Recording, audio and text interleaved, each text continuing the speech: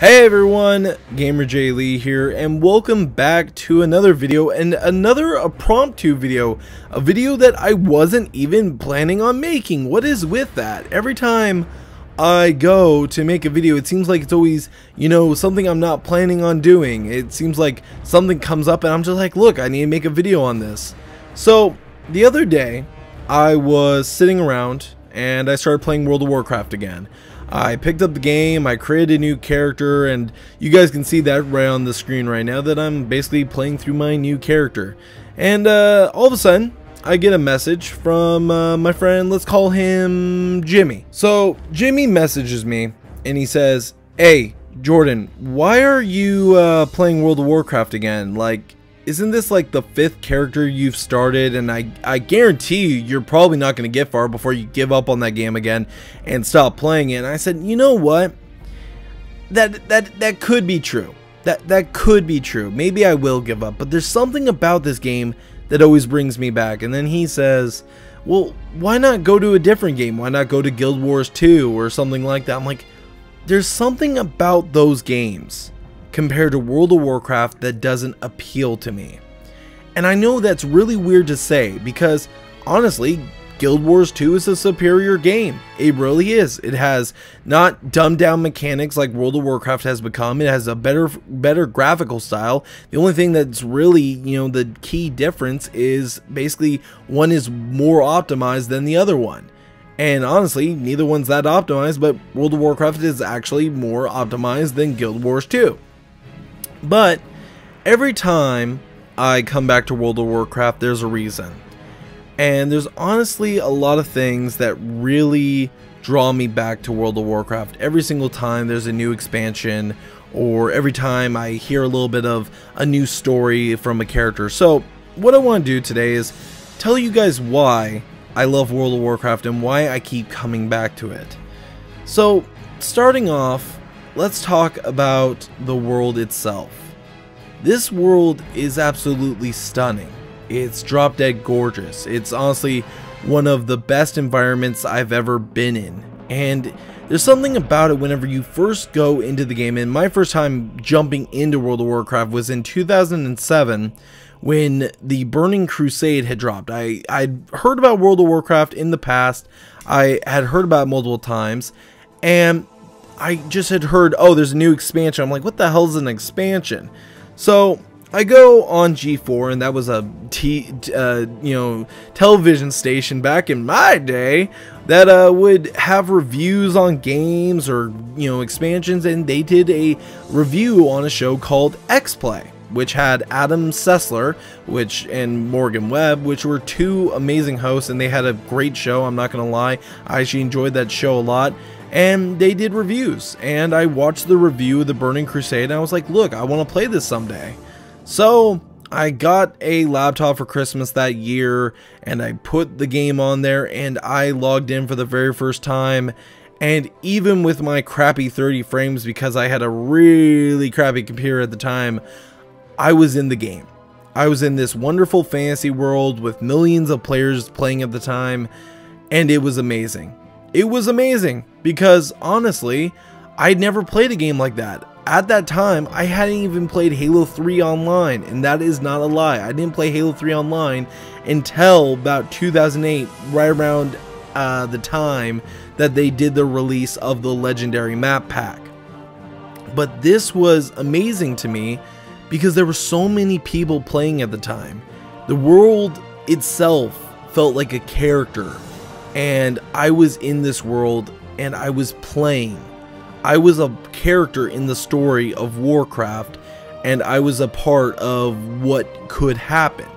And honestly, my first character I ever made was the farthest I ever got into the game. I literally played until about level 25, until my computer started being, really hard to run in certain areas, and that was it. I took a break, and I didn't come back to it for many years. I wanted to, but I couldn't. And that kind of broke my heart because I kept remembering all the exploration I did during that time. I explored that world, and honestly, to this very day, there's something about, Ironforge or Stormwind that just is a draw. It's something that, you know, you walk into it and you either see a bunch of people wandering around and who are talking to each other, or you see just that glow of the molten lava around the area of Ironforge, and, you know, dwarves, you know, hammering away at, you know, axes and, you know, swords and such, and it feels right. It feels like this is the perfect environment for these characters. And that's the next thing I kind of want to talk about, is the characters of World of Warcraft. Now, as of recent, I didn't really know anything about the characters of World of Warcraft. That was one thing that I never really cared about. I would just do the quest, not really read anything, and then just go about it.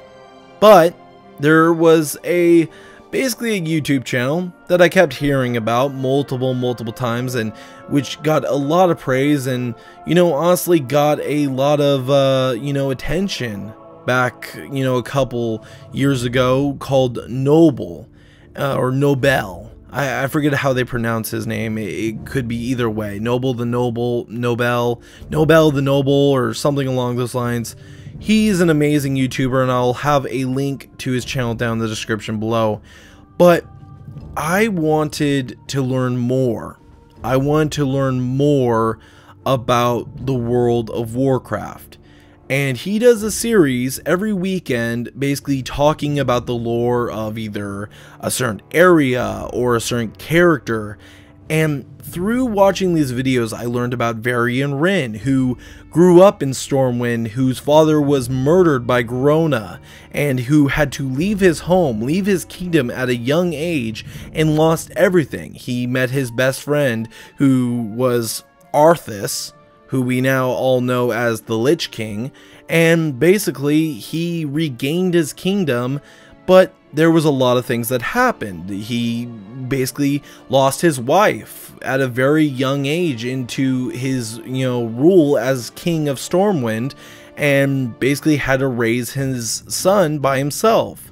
And what happened was, he was on his way for a meeting to meet up with the, you know, leader of the Horde, Thrall, for negotiations, when his ship was attacked, and basically a evil, you know, I think it was a black dragonflight, basically kidnapped him and split him into two separate entities.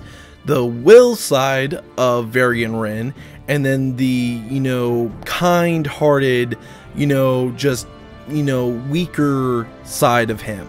The will side she got rid of. She thought, oh, he's gone, but turns out he survived. He fell off a cliff, lost his memory, and was found by a orc who was basically the leader of a slave team that he then later came back, regained his memory, combined with his, you know, other side, and saved their son and became the ruler of Stormwind again. And unfortunately, in the recent expansion, right at the beginning, spoiler alert, he passes away from basically sacrificing himself to save everyone else for the Alliance. And that really sucks, because I honestly really like that character. Then you have the other side of the coin, the Horde, with its leader Thrall, who basically had a very rough upbringing, mainly because at a very young age, basically a baby, his parents were murdered by the leader of the Horde. Basically they turned their back on the Horde, saying this is not what we want for our people, and they said we aren't doing this. So Gul'dan, the leader of the Horde, the original leader of the Horde, just so you know, basically had his assassins murder his parents, Draka and Durotan, who were basically very strong leaders into this, and basically the leaders of their pact or of their clan. It was really hard because originally they thought, well, we're going to just leave the baby to die whenever he was saved by a human, but put into slavery, where he was basically taught to read, write, and so forth. And normally they wouldn't do this with the orcs. And the reason why they did was because he was going to have him be a general in his army, and he was going to take over the, you know, Azeroth. That's what he thought. But he was set free by some good friends within that whole compound and basically returned to his people and rebuilt the Horde with people like Doomhammer and Gromosh Hellscream, who later on would have a son named Garrosh Hellscream, who is the biggest jerk in the whole entire world. But honestly, it's these characters that you really build a relationship with. Whenever you hear their backstory through books or through quests through the game or through expansions where they have a whole story arc, it's really hard to not get into these characters and care about them. Whenever you see this cutscene and you see, the loss of a major character, like either you have Varian Wrynn or you have Vol'jin, it hits you. Especially whenever you've been invested in these characters for so long and you have this dramatic scene where you lose that character. It hurts. But it's honestly one of the things that kind of keeps the story going, because other characters will rise, other characters will get their moments. Like, Varian Wrynn has a son, Alduin, who was named after a very famous character from the original Warcraft series, who actually saved Varian Wrynn when he was very young. But honestly, we haven't gone that far into Alduin's story. He is still very young, and now he's the leader of the Alliance, and he's the king of Stormwind. So this is kind of an interesting, next step we're taking. But the next thing I want to talk about is the community, and I think that's a very major key into this. Back when World of Warcraft really got started and was really big around 2009 with Wrath of the Lich King, it was honestly one of the biggest moments because there were so many people playing World of Warcraft. I think it reached around 9, 10, 11 million, somewhere around there, and honestly it's gone down. It has, because after Wrath of the Lich King, they, basically dumbed down the system and made it kind of not nearly as complicated just to get more people in. But what this honestly did was alienate their community. It alienated a lot of the hardcore players that were really into World of Warcraft and honestly loved it for the challenge. And this is honestly a lot of the reason why, people like Total Biscuit, who was one of the reasons why I got into World of Warcraft originally, because I discovered him on YouTube when he was doing nothing but World of Warcraft content. And honestly, I thought he was one of the most entertaining people out there. And I still think to this very day that he makes great content, even if he isn't doing World of Warcraft. And like I mentioned earlier in this video, if you're looking for someone who talks about patches or so on and so forth, Noble is another great source, because he honestly knows his stuff. He does a lot of research, and there are so many great podcasts out there. You have stuff like The Instance, which has been around for so long, and Scott Johnson, who runs that, has done an amazing job doing that. You originally had people like WoW Insider, which was, funny enough, I think they were through AOL or Yahoo, I can't remember which, and they've moved on to start their own new podcast whenever that left, and they created Blizzard Watch and Lore Watch, which are basically a news and topic driven podcast around Blizzard and World of Warcraft and Overwatch and so on and so forth. And then you have Lore Watch, which is talking about the lore of many different Blizzard games, mostly World of Warcraft, because that's what they're known for. And that's the thing, even though the community is smaller than it was in 2007, 2008, 2009, it's still strong. It still has very strong people behind it, trying to basically be there for the community. In a lot of ways, it reminds me of the Halo community, and that's the honest truth. It really does remind me of the Halo community, because you have people that are, basically still leading, and doing videos and content for Halo, like Podtacular, Favin, Late Night Gaming, Green Skull. You've got, Luke Denotable. And then on the World of Warcraft side, you have Blizzard Watch, you have Noble, you've got, Wowhead, you have a number of different ones. The Instance, it really is a similar, sort of style, because there are a lot of people that are original players for Halo who have left. There was a lot of original players for World of Warcraft who have moved on. And that's the honest truth. They are actually very similar in the communities. And it's actually just popping up to me that I think about this. This isn't coming off of a script. This is literally popping into my head. How similar these two communities are. It's actually kind of exciting to realize that. And honestly, I guess that's another reason why it draws to me. Because these were games that reached their peak around 2007. In my opinion, Halo reached its peak in 2007, and then World of Warcraft reached its peak in 2009. And honestly, they're still great franchises. They're still great games. And honestly, I still love playing both of these. But when it comes to World of Warcraft, the community I don't think is going to die off. There's been a lot of die-hard fans that go to BlizzCon every year.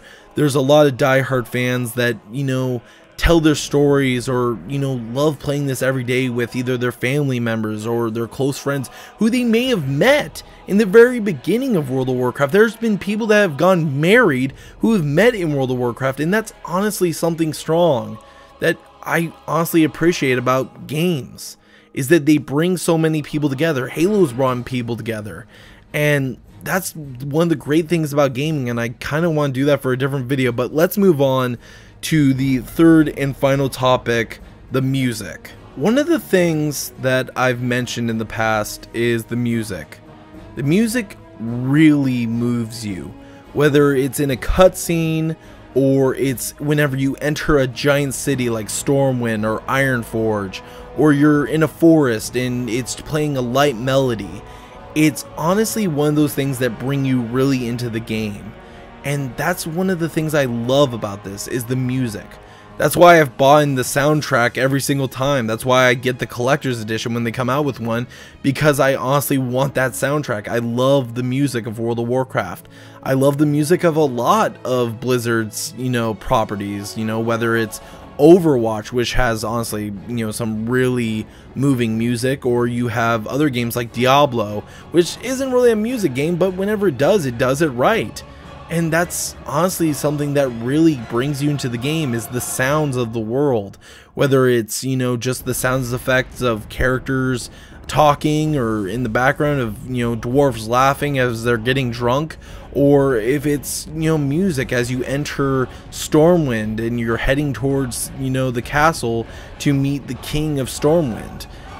Either way, it honestly gets you more involved with the world. It gives you more reason to keep going because you want to move on, visit the next area, see what there is to see, you know, hear the music. And, you know, whether it's a dangerous fight scene where you're on the shores going after the Legion, or if you are, you know, fighting your way through, you know, a forest trying just to get a few wolves down so you can move on to your next quest.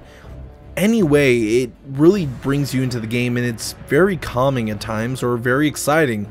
It's just something that really moves you, and that's another reason why I like World of Warcraft. Honestly guys, this was not a video I was planning on making, or even making it this long. Sometimes whenever I'm really into something, I seem to talk a lot, and I can tell just by looking at some of these audio files that I talked quite a bit about, you know, a lot of things, including the characters. I'm sorry about that. But there was just something I needed to get off my chest, because my friend really said to me, he's like, why? Why do you like this game? It's overrated. It's done. It's terrible now. And I said, there's just something about it. There's something about it that always brings me back to it. It's kind of like Overwatch. Overwatch is an amazing game. It's a lot of fun for me and my friends to play. We play it all the time, every night. And, you know, even though the competitive mode drives me nuts, even though at times there are glitches and bugs and frustrating character mechanics that make me want to quit, I always come back to it. And I guess that's something that happens with Blizzard games, because I've never been able to fully quit Blizzard. Now, I talk to Matt and I talk to Orion, I say, hey, why don't we go back to CSGO? But there's something about Overwatch and something about Blizzard that always brings us back there, but CSGO can't anymore. And I guess that it's because whenever you play a Blizzard game, there's a lot of polish. You can tell that they care about their games and that they are working, even though there are problems. And I'm not saying Overwatch is a perfect game, trust me, Overwatch is not a perfect game. Even though there are problems, it's still fun. It still drives the community. Overwatch has, I think, over 11 million active players or something like that, or more. I think it's probably more than that. That seems low to me, but I could be wrong. But there's just something about World of Warcraft, Overwatch, Hearthstone, Diablo, even StarCraft, which I've never even played, maybe someday I'll play it, that just bring you back and, you know, bring you more into the story, more into the characters. Even a multiplayer game like Overwatch gets you involved with the characters and makes you care and feel for them, whether it's a small comic book explaining their origins or it's a wonderful animated cinematic that, you know, they put a lot of time and effort into. It really makes you care and really makes you want to know more about the story, and you can't wait for them to either make a book or if they make, you know, a full-length, you know, animation that could be like maybe at half an hour. I would love that. But guys, this has gone on long enough. I hope you guys enjoyed this video. If you did, hey, go ahead, leave a like. If you didn't, hey, go ahead, leave a dislike. It doesn't bother me. This was just my discussion, trying to kind of respond to a friend who, you know, I hope that he can see my side of why World of Warcraft has always been so appealing and why I've always gone back to it. So thank you guys for watching, and as always guys, GamerJlee signing out.